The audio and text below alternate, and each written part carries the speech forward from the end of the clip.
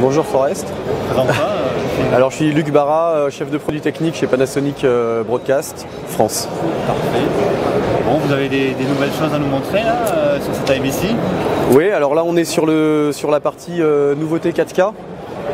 Alors dans les nouveautés immédiates, on va avoir des écrans 4K d'abord, un écran grand public 65 pouces prévu pour la fin de l'année et un écran professionnel 31 pouces prévu aussi pour la fin de l'année.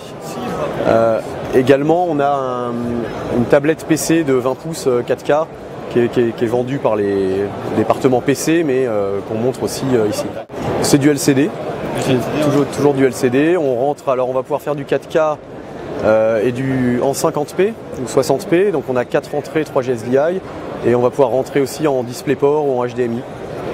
Alors au niveau des caméras, donc il y a eu une volonté de Panasonic assez récente d'accélérer le 4K avec fin 2014 une gamme de caméras 4K. Une petite gamme, une gamme ça commence à 2. Alors on montre ici un mock-up qu'on avait déjà montré il y a 2 ans en fait au NAB. Un projet qui avait été mis un peu en stand-by et puis qui revient avec une certitude qui sortira fin 2014. Donc on est sur une caméra grand capteur.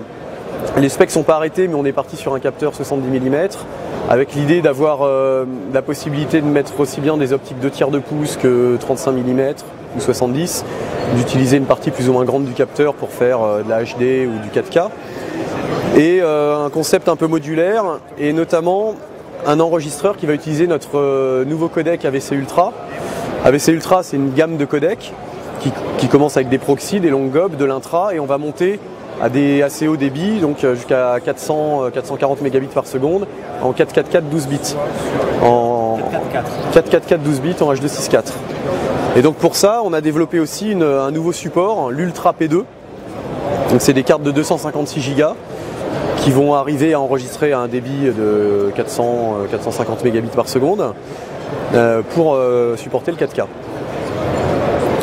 Est-ce qu'on a des projets d'euros aussi, comme on voit chez d'autres constructeurs pour l'enregistrement? Alors c'est pas la philosophie de Panasonic de faire du RAW, c'est pas pour ça que les gens l'apprécient non plus, mais on a la possibilité d'avoir une sortie RAW, mais l'enregistrement ne sera pas RAW, ce sera un enregistrement AVC Ultra. Du coup, tierce partie pour l'enregistrement du RAW. Éventuellement. Ouais. D'autres l'ont fait, ce serait bien. On peut dire qu'on fait du RAW. Donc est-ce que j'ai bien compris du coup qu'il y aurait une compatibilité totale 70, 35 et même 16 mm du coup 2/3 de pouce? Oui, alors je peux pas m'avancer sur les specs parce que tout est encore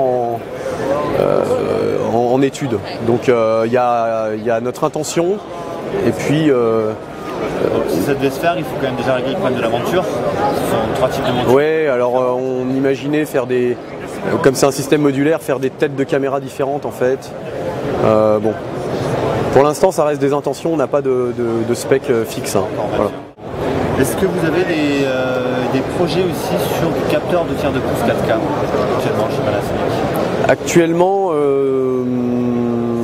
je suis pas dans le secret des dieux. Peut-être qu'au Japon il se passe quelque chose là-dessus, puisqu'on devrait sortir d'autres caméras 4K donc plus abordables. Donc c'est possible que ça se fasse, mais là il y a aucun. S'il y avait quelque chose, on l'aurait montré là. Voilà. Il y a une idée pourquoi est-ce que personne ne s'y met encore? Nous Panasonic, on a une très grosse part de marché, alors notamment en France des chaînes de télé. On s'est concentré beaucoup sur le codec AVC Ultra qui a pris 3 ans de développement. On a développé un chip qui est capable d'encoder dans 14 codecs 2 flux simultanément, enfin c'est une prouesse technologique, et qui permet de faire de la HD en 4.2 10 bits à 25 mégabits, 50 mégabits. On a aussi du 12 mégabits, du 6 mégabits, des proxys, enfin voilà, c'est une puce qui peut tout faire et qui va notamment adresser le marché de la télévision avec de la HD à 25 mégabits. Et on a développé des partenariats très efficacement puisque en même temps que les premiers équipements arrivent, c'est-à-dire en octobre, on a déjà Avid, Premiere, Grasse Valley qui ont tout leur logiciel à jour pour traiter l'AVC Ultra en ingest, en export. Voilà. Donc là, les choses ont été bien faites. Et pour répondre à ta question, la 4K aujourd'hui, c'est pas une demande de la télé. En France en tout cas, nous on a encore beaucoup de clients des France Télévisions, des BFM TV qui sont en SD, qui n'ont pas de planning précis pour savoir quand est-ce qu'ils vont passer en HD. Bon déjà pour eux la prochaine étape c'est la HD, donc il n'y a pas de demande de 4K. Il y en a plus aux États-Unis, c'est sans doute ce qui tire aujourd'hui la 4K, mais bon, la 4K c'est x4 par rapport à la HD, donc ça implique des tuyaux 4 fois plus gros, ou alors la compression HEVC qu'on attend pour le 4K mais qui n'est pas encore au point. On n'a pas encore de support support 4K comme le Blu-ray normalisé. Il manque encore beaucoup d'éléments dans la chaîne et on n'est pas tiré par la demande. Il y a une demande, voilà, il y a des prestataires qui veulent faire un quart 4K mais qui ne trouvent pas encore tous les éléments, mais qui auront sans doute, qui ont quelques demandes, ça reste encore marginal, mais il y a une demande pour le cinéma, bien que plus de 50% du cinéma se tourne en 2K sur des caméras Alexa, et que les gens sont très contents. Voilà. Donc nous, on y allait timidement. Cette année, on a eu un petit coup de pression pour accélérer le développement du 4K, mais moi, personnellement, je ne vois pas le 4K arriver à maturité avant, sûrement pas en 2014, probablement pas en 2015. Voilà, on va voir après, mais c'est notre sentiment. Chez Panasonic, du coup, pour l'instant, au niveau grand capteur, la gamme n'est pas très grande. Je pense à la F101 essentiellement. On a donc une Varicam qui manifestement sera très grand capteur, ce qui est très intéressant.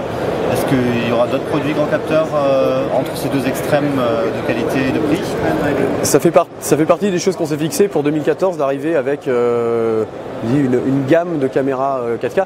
Aujourd'hui, c'est sûr que si on fait un grand capteur, ça sera du 4K. Je pense pas qu'on va sortir de grand capteur HD. Si le grand capteur, il sera 4K. Voilà. Bon, j'ai pas de certitude absolue, mais c'est l'intention. Voilà. Il y aura sûrement un successeur au GH3 qui sera 4K. Bon, j'ai pas de spec dessus, mais il va sans doute être plus professionnalisé que le GH3, pour s'adresser à un marché plus professionnel. Il y aura peut-être une caméra intermédiaire entre celle-là et un successeur du GH3. Bon, c'est encore tout ce qui est sûr, c'est là. Tout ce que je vous dis, c'est de l'intention, mais c'est pas du sûr. Sur le 2/3 de pouce, j'ai vu qu'il y avait une nouvelle Varicam. Oui. Donc c'est la Varicam 3. Donc la première Varicam, c'était la Varicam à bande avec un capteur 720 qui faisait entre 1 et 60 images secondes. On a eu la Varicam 2 qui était la HPX 2700, qui était toujours un capteur 720, même principe mais sur du P2, donc beaucoup moins de difficulté à relire les images au ralenti. Et là on va arriver à la 3 qui fera de la haute vitesse, alors de la haute vitesse entre guillemets, sur un capteur 1080, un vrai capteur HD, à des vitesses, alors au moins 120 images secondes. Il parle peut-être de 240, mais c'est encore à l'étude. Qui fera du 4K 12 bits en enregistrement avec notre codec AVC Ultra. Et qui est prévu plus pour le marché américain, encore une fois. Il y a une grosse demande pour le sport. En France, nous ce qu'on constate, c'est que hors du grand capteur, point de salut. La caméra 2/3 de pouce, c'était un peu il y a 5-6 ans, c'était le cœur de métier de Panasonic. La caméra 2/3 de pouce, on en mettait chez tous les loueurs. Aujourd'hui, c'est le grand capteur et les ventes de 2/3 de pouce sont assez marginales en dehors des chaînes de télé.